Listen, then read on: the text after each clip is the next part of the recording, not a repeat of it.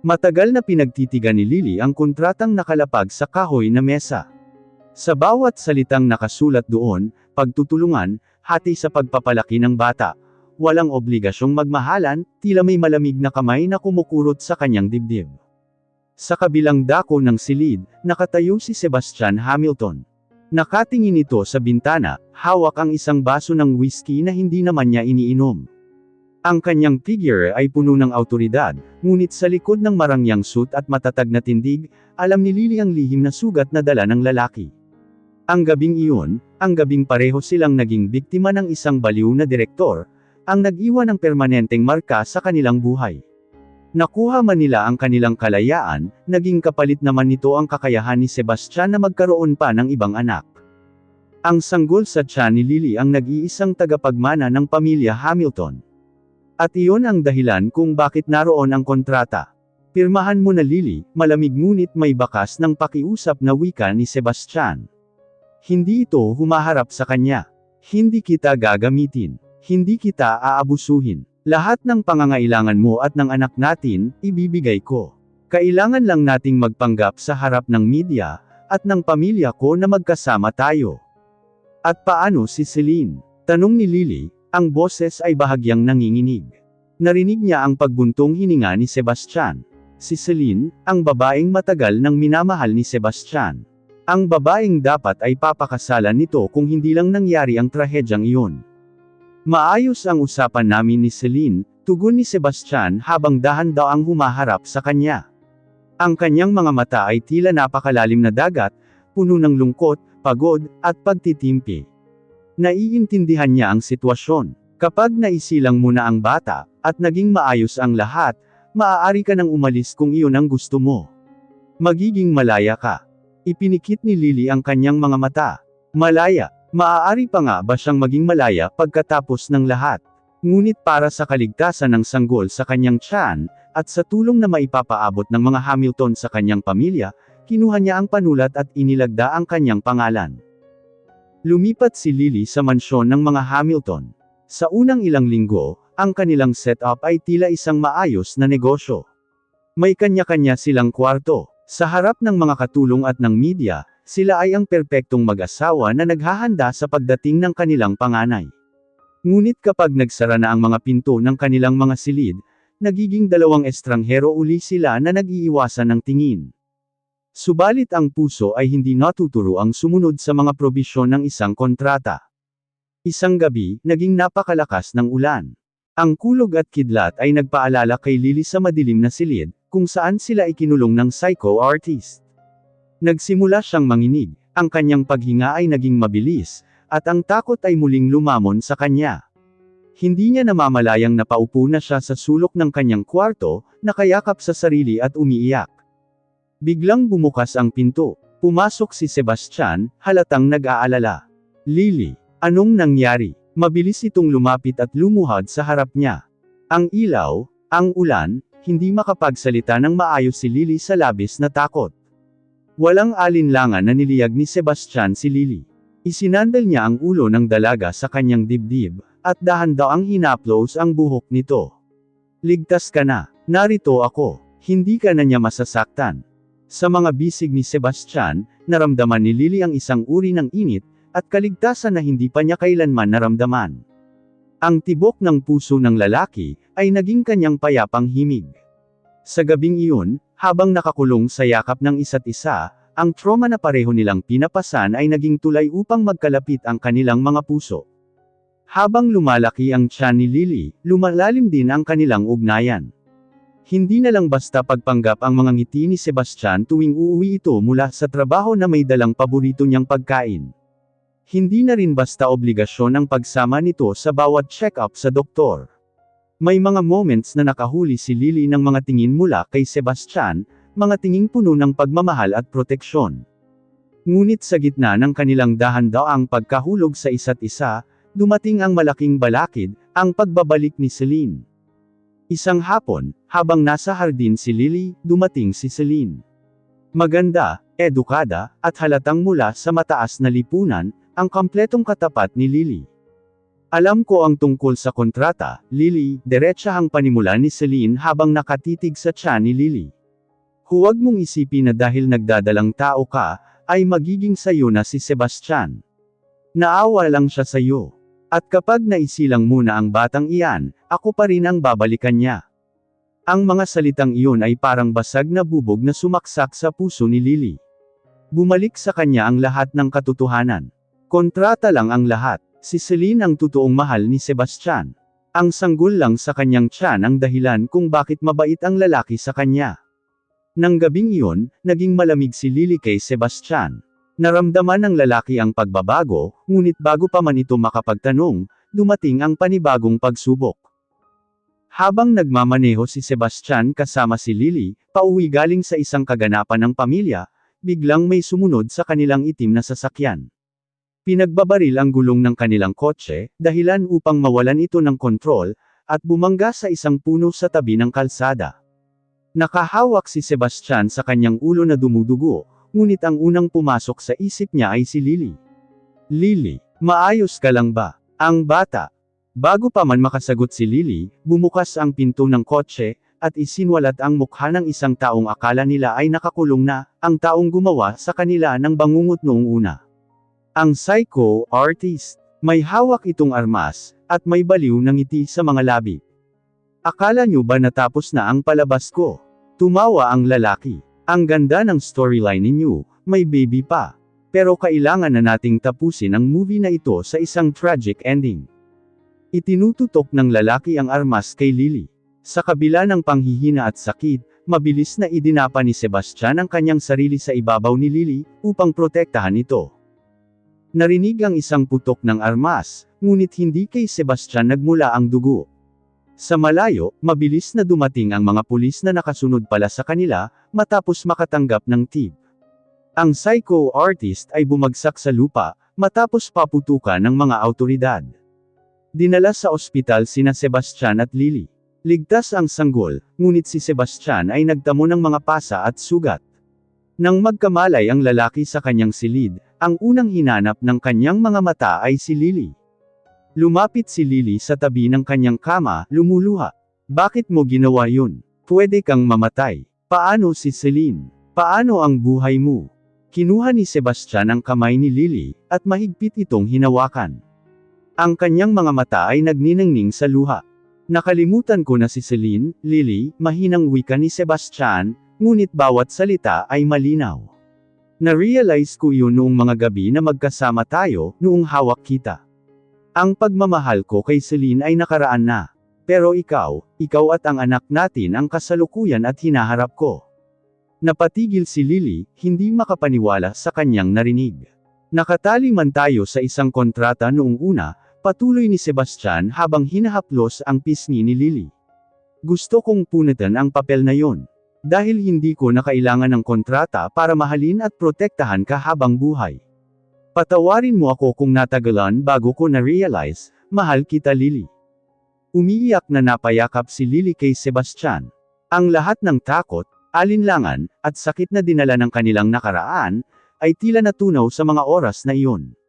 Ang bangungot na naglapit sa kanila noong una, ay naging daan upang matagpuan nila ang isang tunay at wagas na pag-ibig, isang pag-ibig na hindi na nakabase sa obligasyon, kundi sa kusang loob na pagbibigay ng sarili para sa pamilyang kanilang bubuin. Pagkalipas ng ilang araw, tila bagong mundo ang kinaroroonan nina Lily at Sebastian. Ang dating malamig at formal na mansyon ng mga Hamilton, ay napuno ng init at buhay. Hindi nahiwalay ang kanilang silid. Ang bawat umaga ay nagsisimula sa marahang halik ni Sebastian sa noo ni Lily, at ang masuyong paghaplos nito sa patuloy na lumalaking tiyan ng dalaga. Ngunit alam ni Sebastian na bago nila ganap na maipagdiwang ang kanilang bagong simula, may isa pa siyang kailangang ayusin, ang huling sulok ng kanyang nakaraan. Isang umaga, imbitado si Celine sa isang pribadong silid sa isang tahimik na restaurant. Nang pumasok si Sebastian, baka sa mukha ni Celine ang pag-asa, ngunit mabilis din itong napawi nang makita ang seryoso at matatag na paningin ng lalaki. Sebastian, simula ni Celine, subalit itinaas ni Sebastian ang kanyang kamay upang marahang patigilan ito. Celine, malamig ngunit may respeto ang boses ni Sebastian. Nabalitaan ko ang pinagsasabi mo kay Lily, noong pumunta ka sa mansyon. Yumuko si Celine, halatang napahiya. Ginawa ko lang yun dahil alam kong kontrata lang ang lahat. Sebastian, tayo ang may pinagsamahan. Ako ang dapat nakasama mo. Dapat. Ngunit nagbago na ang lahat, putol ni Sebastian. Inilabas niya mula sa kanyang coat ang orihinal na kontrata na nilagdaan nila ni Lily, ang papel na minsan ay naging simbolo ng kanilang obligasyon. Sa harap ni Celine, dahan-dahan ngunit walang alinlangan itong pinunit ni Sebastian sa kalahati, at saka paulit-ulit na ginupit-gupit hanggang sa maging maliliit na piraso. Hindi na kontrata ang humahawak sa amin ni Lily, hayag ni Sebastian habang nakatitig ng diretso sa mga mata ni Celine. Minamahal ko siya, Celine. Hindi dahil sa sanggol, at hindi dahil sa awa.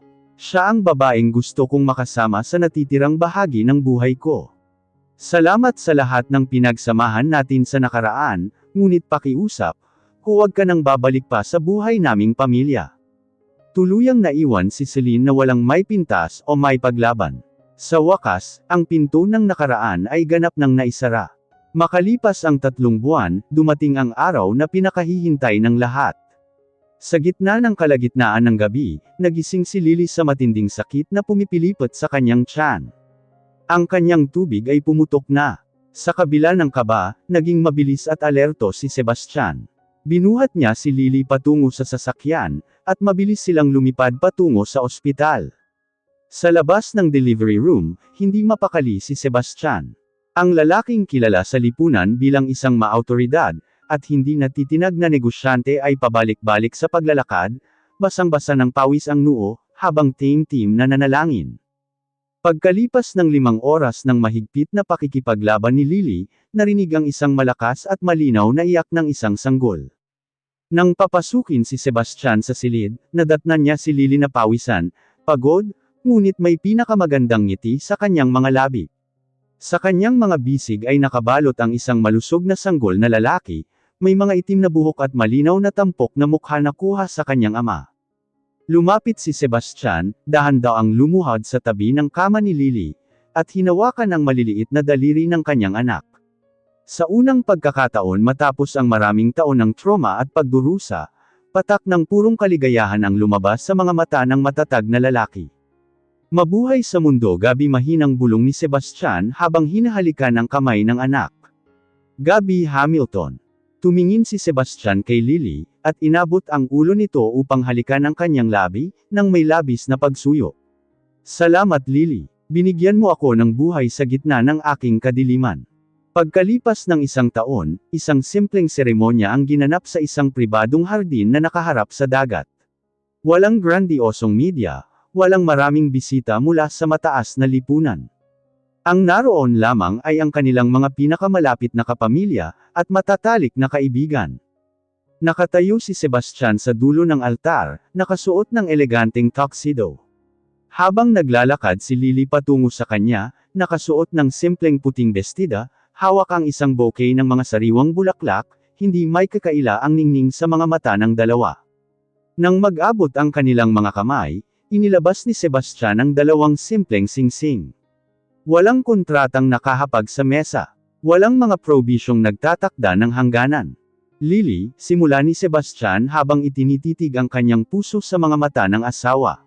Nagsimula tayo sa isang madilim na gabi, nakatali sa takot at sa isang papel na punong-puno ng mga patakaran. Ngunit ngayon, sa harap ng Diyos at ng ating anak, gusto kong ihandog sa iyo ang isang pangako na walang hangganan. Walang obligasyon, kundi kusang loob na pagmamahal. Makakasama mo ako sa bawat kulog at kidlat ng buhay, at magiging sandigan mo sa bawat umaga. Umiiyak sa kagalakan, sumagot si Lily. Sebastian, ang kwento natin ay hindi perpekto. Nagsimula man ito sa sugat at sakit, tinuruan mo akong magtiwala at magmahal muli. Ikaw ang aking ligtas na kanlungan. Habang isinusuot nila ang singsing sa daliri ng isa't isa, narinig ang malakas na tawa ng maliit na si Gabi, mula sa kandungan ng kanyang lola, na tila ba nakikiisa sa pagdiriwang. Sa gitna ng simoy ng hangin mula sa dagat, at sa piling ng pamilyang kanilang binuo mula sa mga basag na piraso ng nakaraan, tuluyan ng nabura ang marka ng takot. Ang dating kontrata ng pagpapanggap, ay nagwakas sa isang wagas, matatag, at panghabang buhay na totoong pag-ibig. Lumipas ang 5 taon. Ang mansyon ng mga Hamilton, na dating saksi sa lamig ng isang negosyo at takot ng nakaraan, ay ganap nang nabalot ng ingay, halakhak, at buhay. Ang malawak na hardin na dating tahimik, ay puno na ngayon ng mga laruan. Si Gabby, na 5 taong gulang na, ay isang napakasigla at matalinong bata. Taglay niya ang matalinong tingin ng kanyang amang si Sebastian, at ang malambot na puso ng kanyang inang si Lily. Ngunit higit sa lahat, siya ang patunay na mula sa pinakamadilim na kabanata ng buhay, ay pwedeng sumibol ang pinakamagandang biyaya. Isang maaliwalas na Sabado ng hapon, nakaupo si Lily sa beranda, habang pinagmamasdan sina Sebastian at Gabby na naghahabulan sa damuhan. Hawak ni Sebastian ang isang saranggola, habang patakbo itong sinusundan ng bata. Ang lalaking dating napakalayo, formal, at may mabigat na dadaling sugat ay nagbago ng tuluyan.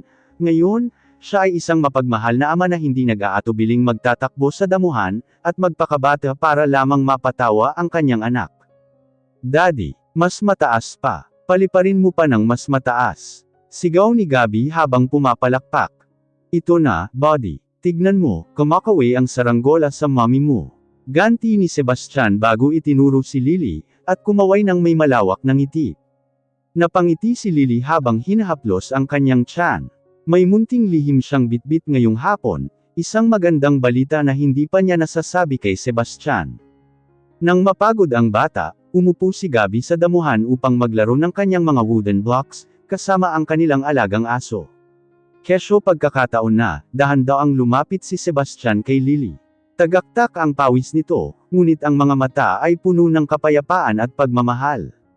Napapagod ka ba? Gusto mo bang pumasok muna sa loob?